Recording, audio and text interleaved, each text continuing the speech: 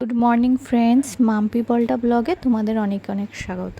তো দেখো, আমার মা ডিউটি যাচ্ছে, তো আমার বর আমার মাকে ছাড়তে যাচ্ছে, আর মায়ের ব্যাগটাও গলায় ঝুলিয়ে নিয়েছে মজা করে। তো তোমরা সাথে থাকো, দেখতে থাকো।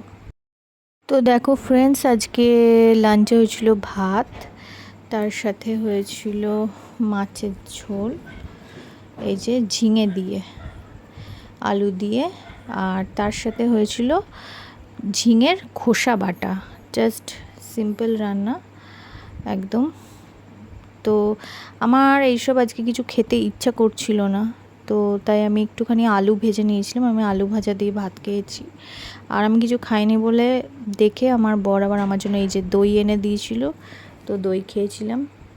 আমরা একটুখানি এই যে চলে এসেছিলাম গঙ্গা জল নিতে, আজকে জোয়ার হয়েছিল তাই। তো আমি আর আমার বর এসেছিলাম জোয়ারের জল নিতে। তো তারপরে অনেক ঘটনা ঘটে গেছে। আমার সেজো পিসমশা অসুস্থ, খুবই বাড়াবাড়ি অবস্থা। তো আমার মা কাছ থেকে এসেই দেখতে চলে গেছে, আমরাও ছিলাম না বাড়ি। তো আজকে মানে কি বলবো, আর ব্লগ সেভাবে করতে পারিনি। সেজো পিসমশায়ের অবস্থা খুবই খারাপ, মানে উনি সমস্ত কিছু মানে মেশিনের মাধ্যমে শ্বাসও নিচ্ছে।